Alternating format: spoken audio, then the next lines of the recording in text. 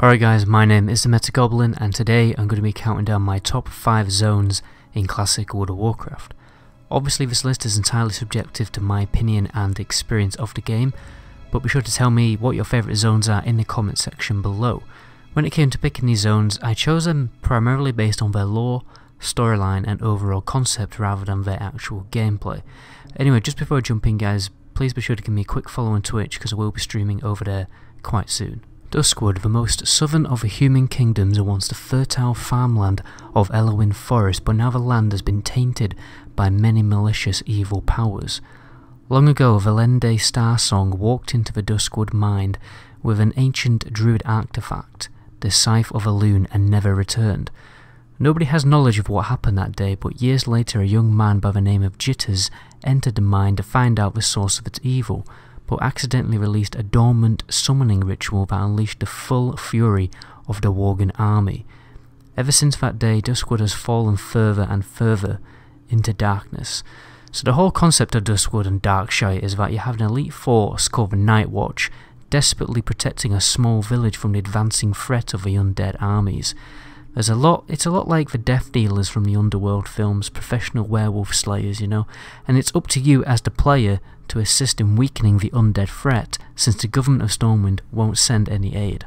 Just quickly guys, if you've liked the video so far, please be sure to leave a quick like on the video, because that really does help me out quite a lot. The Searing Gorge was once part of the picturesque landscapes of the Red Ridge Mountains, but the summoning of Ragnaros has beaten and blackened the land and forged a new volcanic world, where the enslaved Dark Iron Dwarf faction mindlessly mine dark iron ore from the deep caverns where Ragnaros' sentinels roam. The land is sealed off and only accessible through Black Rock Mountain of a stone-wart pass, although rumour has it that the Horde have found a passage through the mountains.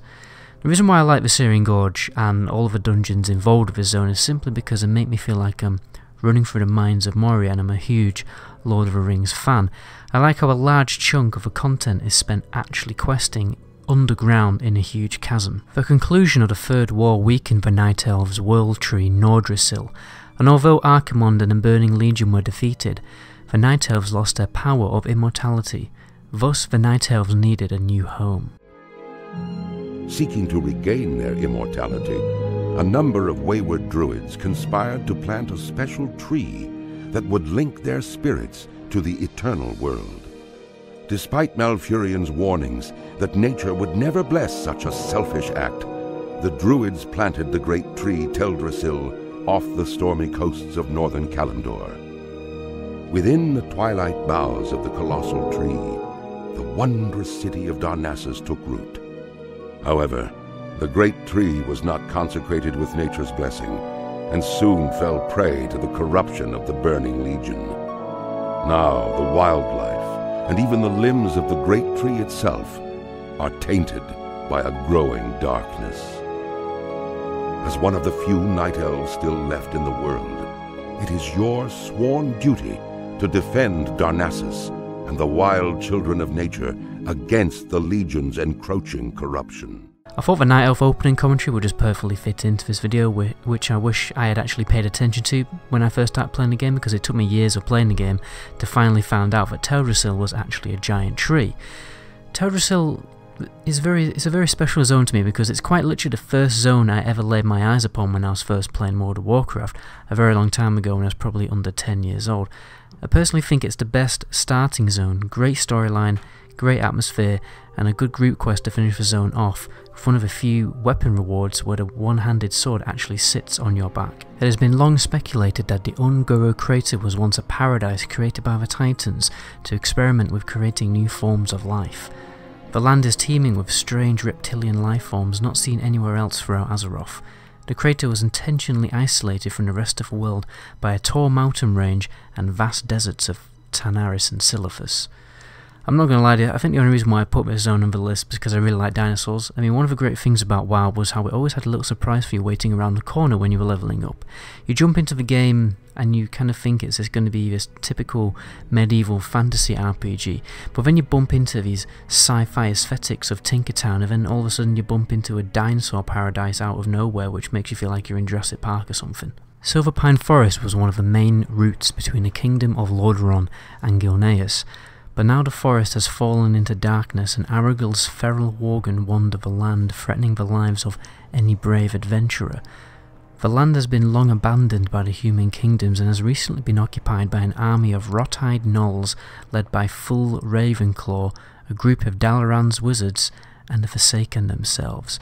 I like Silverpine Forest for similar reasons that I like Duskwood. The concept is that they are both forests that have been abandoned for quite some time by the government, so the zone has turned into this dystopian-like land.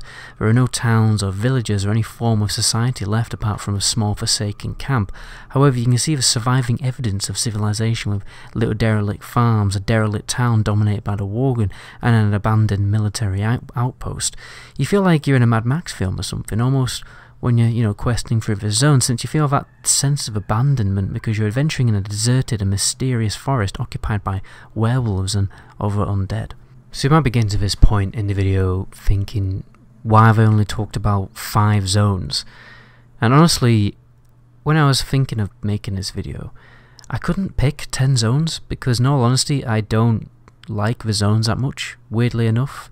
But this is just probably one of my personal preferences. I just don't like video games with a kind of dreary, boring aesthetic. Like, I can't put myself to play Fallout 3, which is weird because I just do not like the environment that it's set in, even though I can play Oblivion start to finish, and both have very similar gameplay mechanics and both feel very similar.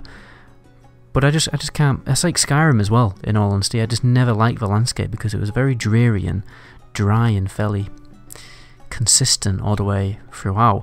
But these zones that I've picked, I just think they have just a little bit of a unique selling point, and they just speak to me a little bit more than the other zones because I always liked these zones, and I was always excited to get to these zones. But anyway, that last bit was just a little bit unscripted.